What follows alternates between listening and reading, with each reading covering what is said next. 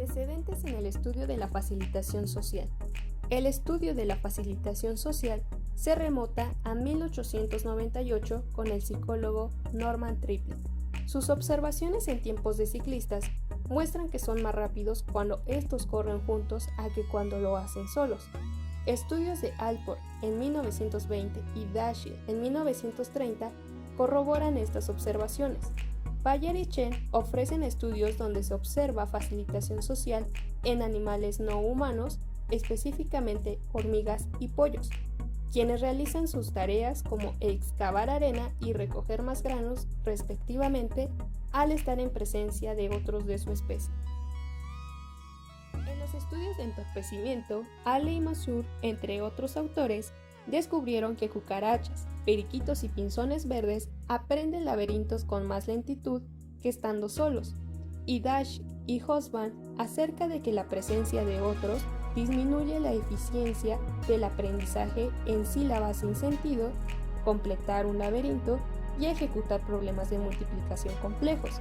La investigación de estos temas se detuvo en la década del 40 y resurgió hasta 25 años después.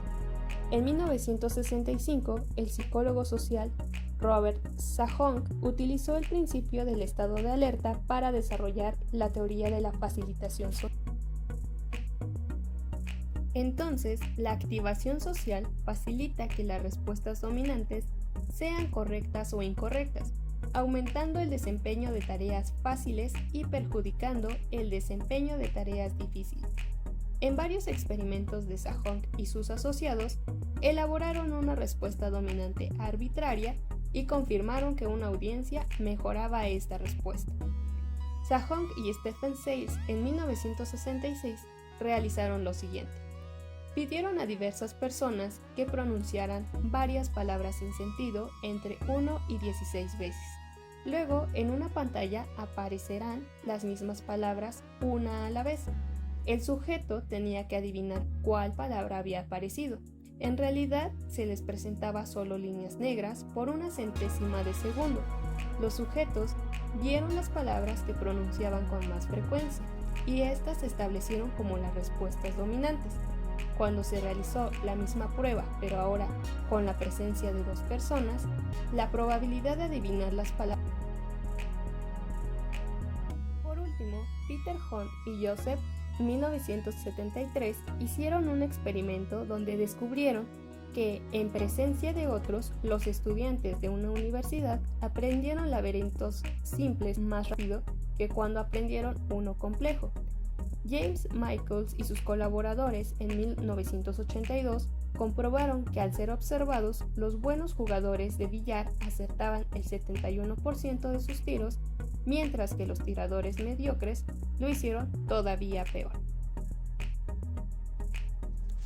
Actualmente se denomina como facilitación social al fortalecimiento de respuestas dominantes debido a la presencia de otros. Pero ¿cómo afecta la presencia de otras personas a este efecto?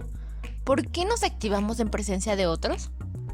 Pues existen varias explicaciones para estas preguntas. Según Sahong, la presencia de otros miembros de la misma especie eleva el nivel de activación fisiológica del organismo.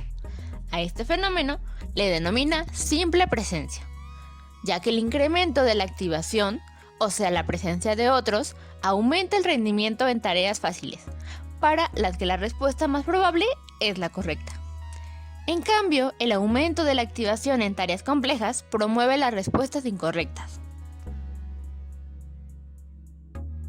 Por otro lado, Cottrell y sus asociados en 1968 llegaron a la conclusión de que el incremento de la respuesta dominante es más fuerte cuando las personas suponen que están siendo evaluadas. A esto lo denominaron apreciación por la evaluación, que es la preocupación que surge al preguntarnos cómo es que nos evalúan los demás.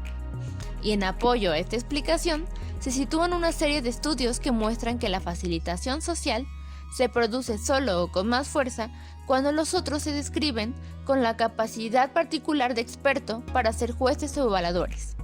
Este fenómeno puede ayudar a explicar por qué las personas que se preocupan por las evaluaciones de los demás son las más afectadas por su presencia.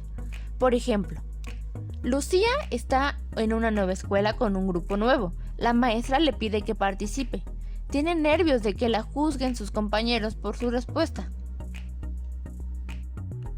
Otro fenómeno presente en facilitación social es el impulso por la distracción, teoría planteada por Sander y Baron en 1975, que explica que la distracción se da gracias a la presencia de otros, ya que las personas prestan atención a las tareas realizadas por los demás. Y surge gracias a una sobrecarga del sistema cognitivo al poner atención a la tarea y a los demás. Esta distracción se puede dar por factores no humanos. Generalmente el rendimiento mejora en tareas fáciles, pero empeora cuando son complejas. Por ejemplo, Rolando está exponiendo en la clase de psicología social.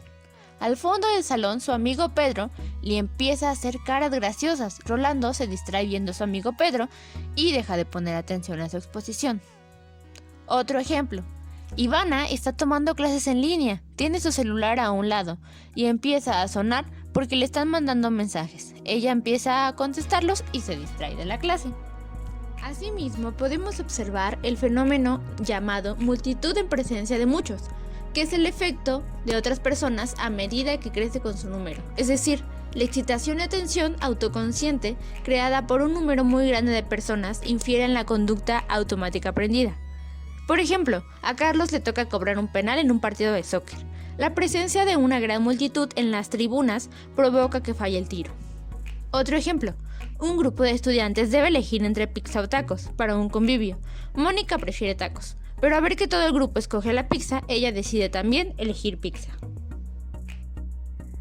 En resumen, la facilitación social es el fenómeno donde la presencia de otros nos estimula provocando directamente un impacto en el desempeño del trabajo o actividad que realizamos en ese momento.